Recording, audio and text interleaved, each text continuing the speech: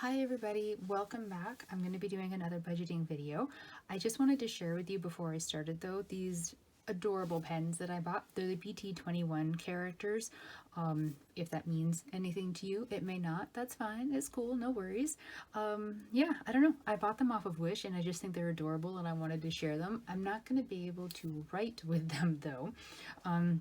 Because while I have been using them for other things ever since I bought them, they're very long. So if you look at next to like one of the normal pens that I usually use, there's quite a height difference. And I think if I use one of these when I'm filming, it's going to mess up with the focusing of the camera. And I really don't want to film the whole thing and then have to do it again because it's all blurry because of my adorable Chim Chim pen. So there we have it. Not going to use them, but did want to share them because they're just so cute. And you know when you get something new and it's adorable and you want to show it off to people. And well, where I live, we've gone back down into lockdown, so the only way I'm going to be sharing anything is through video. So I will move them out of the way and we will actually get started with the budgeting part of the video. So this is for the paycheck of November 6th.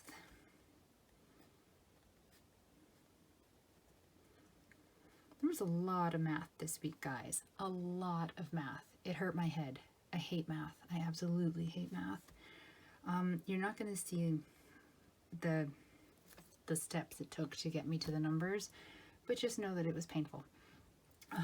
So my balance is $14.01, 36 cents, and like always, half of rent goes aside. Here we go. Ooh, little cat here. 36.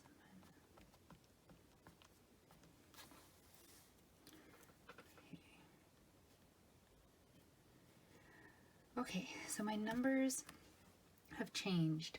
I had those car repairs, and I know I talked about them last video, so I won't go into crazy detail, but the car repairs cost a lot of money. I had to put it onto my Visa card, which then I shuffled over onto my line of credit because it has lower interest, which means that the payment schedule I was on for my line of credit to being consumer debt free by the end of this year is now shot to hell. So since I had to restructure for that anyways, I decided I might as well do all the calculations needed for sinking funds. Normally I recalculate for my sinking funds in January of every year and figure out how much I need to be putting aside per paycheck for the coming year to make sure that they're all funded in time. But yeah, I figured if I had to already go and be doing a bunch of math, I paid off my tenant insurance because that came through, and that was the sinking fund that I was really focusing on most recently. And the original plan had been once that was paid off, then the money would get rolled over into line of credit payments to help really push to have it paid off by the end of the year. And then next year I really would just be able to focus on money set aside for sinking funds plus money just put into savings in general. But yeah, now that my payment plan for my line of credit is getting extended out by quite a bit because the new balance on it is $2,900.96, which sucks balls, let's be honest. Yeah, I just decided to recalculate everything and start the sinking funds a little bit early, and then that way the amount I'm putting away every paycheck towards them is like a smidge less, which hopefully will make it a little bit more bearable going forward. And I love how I said I wasn't going to go into deep explanation, and then I just spent how many minutes explaining that. So sorry guys.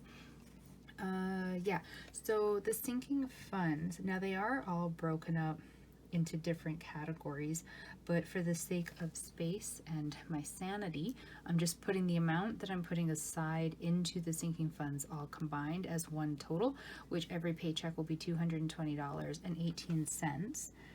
And then I'm gonna have to break that down into like the individual amounts going into the individual sinking funds because I have them set up as individual savings accounts.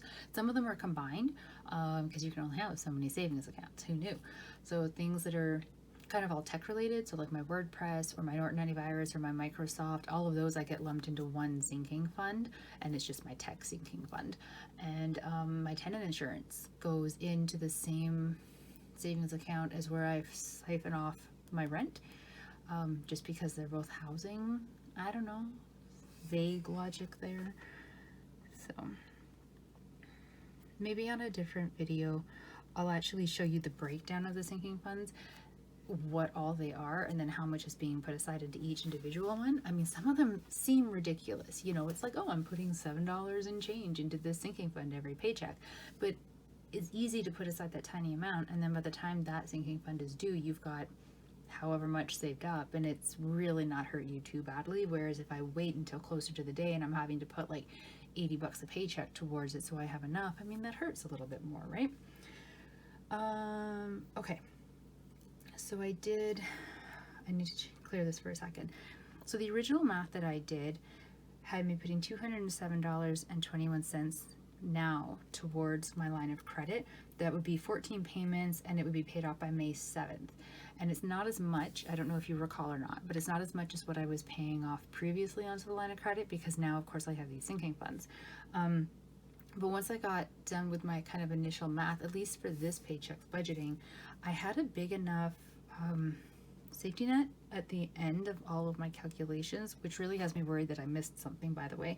But yeah, I don't know. Anyways, I had a big enough safety net that I was like, well, that $22.79 I could probably put in and get it back up to the $230 payment that I was making prior. And so that'll, like I said, every little bit will help, right?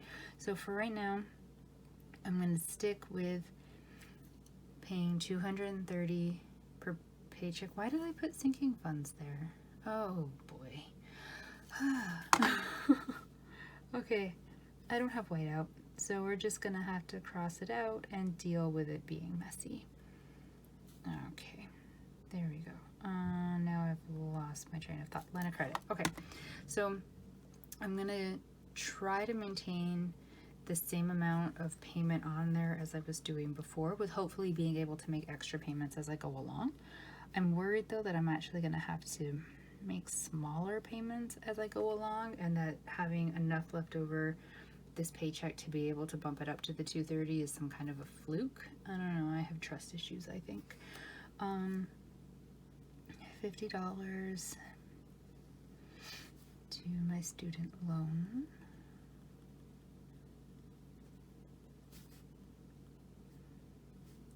Okay, math. 5086. Oh, right, I'm supposed to do it on the calculator. Sorry, guys. Yeah, okay, then 200 put aside for gas. 308. I don't know why I use a calculator after I've already done it, but there will come a point where I need the calculator, so it's nice to have it already at the correct number, right? I did, again, my grocery shopping before I did my budgeting, because I had to get that done earlier today because I needed ingredients for a cake, which the cake is now cooling in my kitchen, which is lovely. And so, yeah, I'm only putting in a budget for 1 week's worth of groceries instead of 2, because like I said, I already bought groceries for this coming week, so I'm kind of safe there. And yeah, and as you see, $228.68 left over. Something has been missed, and I for the life of me can't figure it out. Okay, sorry guys, I had to cough. Not COVID, just dust, I think. Anyways, this is too big. I don't trust this at all. I feel like I've missed something, but I looked at previous budgets that are all written out, and I can't see what I've missed, so I don't really know. There isn't a Visa payment, you may have noticed, because my Visa has been a little bit insane and weird and awkward lately. Well, I made it awkward, let's be honest. I was using it more than I intended to, and I kept thinking like, oh my god, just get yourself under control and get it paid back down, because I didn't want to finish paying off the line of credit and then just have a huge Visa debt. And I think I was kind of on the way to doing that, and then the car repairs happened, so I just sort of moved the Visa debt over to the line of credit when I moved over the charges for the car repairs, because I figured if I'm racking that thing up again, I might as well rack it up all the way and save my Visa. It is not a way to be dealing with credit card debt. This is not a good thing to be doing. I should not be getting in credit card debt while I'm paying my way out of line of credit debt, but it is kind of what it is. Now, I do have money that I've been saving up all year for Christmas present shopping, and because I can't go home for Christmas, all my shopping is being done online and I'm shipping it back to Alberta where my family is. And so a lot of that is going onto the credit card, and then once the charge is actually on the credit card, then I take the money from the gift sinking fund and I'm paying it off. And so I think that is kind of where I was getting into a little bit of a falling behind or miscalculating or just things going wrong. So I did a bunch of math, and again it hurt, and I've got that one sorted out. So the credit card, I actually made 2 rather large payments on it today, but one was from the sinking fund from my tenant insurance and one was from the gift sinking fund, and that'll bring it down, I think, to like a balance of like $67 or something like that. I'm going to wait until the payments actually process through to make sure that's what the balance is, because there's a couple pending transactions. I had to take an Uber and blah, blah, blah, stuff that doesn't really matter. The point is, it will be down at a number that I should be able to pay off on the next paycheck and potentially the next 2 paychecks. And then I need to stop using it unless I already have the money to pay it off, like if it's a gift or something. Yeah, so that's where I'm at with that, which is why there isn't a Visa payment on here, because like I said, I really didn't make them, and I probably should maybe track them over here. Wait, I think I wrote down the exact amounts. Maybe, did I? So I can write it down here. I think I did. Okay, so why don't we, I'm just moving things all over the place. Okay, so let's go Visa payments.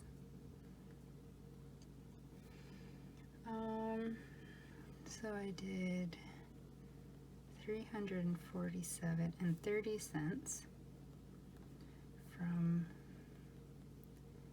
gift sinking fund, and then I did $302.16